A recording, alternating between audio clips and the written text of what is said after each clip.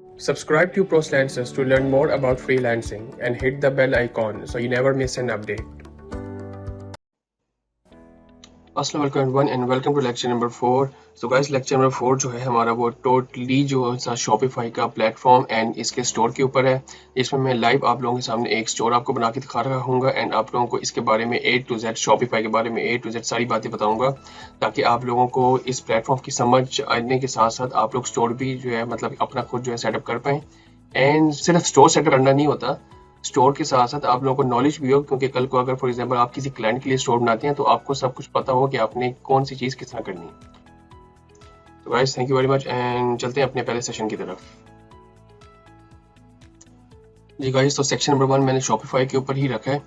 इसके लिए मैं पहले आप लोगों को ये बातें बता चुका हूँ, बट गाइस इसमें इसलिए मैंने इसलिए रखा है ताकि मैं चाहता हूँ कि इससे पहले कि हमारा जो मतलब कि प्रैक्टिकली सेशन स्टार्ट हो शॉपिफाई का, मैं आप लोगों को जो है ना दोबारा ये बातें मतलब बता दूं ताकि आपकी जो सी मेमोरी है ना रिफ्रेश हो जाए। इससे ये होगा कि आप लोगों को ना शॉपिफाई में जब प्रैक्टिकल स्टोर बना रहे होंगे तो सब कुछ ईजी लगेगा। गाइस शॉपिफाई का जो प्लेटफॉर्म है ये जो है सेल्फ होस्टेड है। इसमें इस तरह होता है कि हमें कोई जो है सेपरेट होस्टिंग नहीं परचेज करनी पड़ती, क्योंकि सारी जो सी होस्टेड है वो इन्हीं की है। शॉपिफाई का जो सर्वर है वो होस्टिंग का, उन्होंने सारी की सारी जो मतलब शॉपिफाई की वेबसाइट्स हैं वो अपने होस्टिंग में ही होस्ट करते हैं। तो बेसिकली ये एक तरह से आप समझ लें कि सेल्फ होस्टेड ही है, इसमें हमें कोई होस्टिंग नहीं लेनी पड़ती। इसकी गाइस प्रोग्रामिंग की बात करें, वैसे इसकी आपको बहुत ज़्यादा ज़रूरत नहीं है, बट स्टिल फिर भी मैं आप लोगों को बताना चाहूँ ताकि आपको नॉलेज हो। गाइस देखें, शॉपिफाई ना बनी है एक लिक्विड एंड आर लैंग्वेज में। ये एक प्रोग्रामिंग की लैंग्वेज है, रूबी इसको कहते हैं शॉपिफाई की लैंग्वेज को। इसकी ये सबसे बड़ी एक खूबी ये है कि ये बहुत ईजी लैंग्वेज है। बट गाइस मैं आप लोगों को अभी आप लोग इस चीज़ में ना जाए, मैंने सिर्फ आप लोगों को एक नॉलेज के लिए बताना है। ये लैंग्वेज के ऊपर इसकी जो सी थीम्स, इसकी जो सी एप्स वगैरह ये इसी लैंग्वेज के ऊपर ही बनी है। इस लैंग्वेज में guys JavaScript, CSS and HTML को मिला के ये जो सी लैंग्वेज बनाई गई है।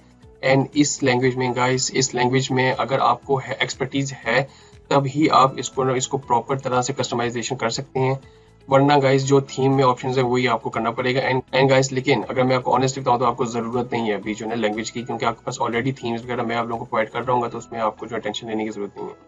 अच्छा गाइस, डैशबोर्ड, एक इसका डैशबोर्ड होगा बैकएंड का जिसमें आपके पास सारी की सारी ऑर्डर्स एंड इसमें सब कुछ आप ना बैकएंड में से हैंडल कर पाएंगे। बहुत फ्रेंडली है ये। एंड इसमें ये होगा कि फ्रंट एंड पे जो है ना वो ना यूज़र को जो है वो प्रॉपर तरीके से ना हर चीज़ नज़र आएगी जो आप बैकएंड में कर रहे होंगे। इसमें इस तरह गाइस कि देखें शॉपिफाई है ना, ये इन्होंने बनाया ही इसलिए ताकि जो उनसे मतलब नॉन टेक्निकल लोग हैं ना उनके लिए भी एक तरह से फ्रेंडली हो एंड ईजी हो। इसके बाद गाइस दो चीज़ें हैं, एक आती हैं थीम्स। गाइस थीम्स आती है अपीयरेंस एंड फंक्शनैलिटी आती है एप्स। लेकिन थीम्स तो वर्डप्रेस में भी है अगर आप में किसी को नॉलेज हो वर्डप्रेस की। एंड फंक्शनैलिटी एप्स मींस जो से वर्डप्रेस में प्लगइन्स होते हैं, यानी कि अगर आप चाहते हैं ना कि कोई फंक्शन चाहते हैं अपनी वेबसाइट पे, उसके लिए आपको ऐप यूज़ करनी पड़ेगी। अगर आप चाहते हैं कि आपको थीम्स में आप चाहते हैं कि इस तरह दिखें या उस तरह दिखें, तो आपको फिर ना थीम्स में कुछ करना पड़ेगा। थीम्स होती हैं उसके लिए। गाइस इसमें इस तरह होता है कि थीम्स जो है वो फ्री वाली भी होती है, महंगी वाली भी होती हैं। तो कुछ अगर मिसाल के तौर पर आप कोई थीम, एक थीम है गाइस $300 की एक थीम है फॉर एग्जाम्पल, तो जाहिर सी बात है वो $300 की जो थीम है उसमें कुछ ऐप्स ऑलरेडी इंटीग्रेटेड भी होती हैं जिसमें आपको ना ऐप्स जो है वो एक्सटर्नली परचेज ना करनी पड़े, ये भी होता है। तो ये डिपेंड करता है थीम्स के ऊपर। एंड इसके अलावा पेजेस, गाइस पेजेस तो प्रोडक्ट पेजेस, होम पेज, इसके अलावा जो सा होते हैं क्विक लिंक्स होते हैं, जिस तरह terms and conditions, delivery policy, shipping information वगैरह की जो होती हैं, ये पेजेस होते हैं।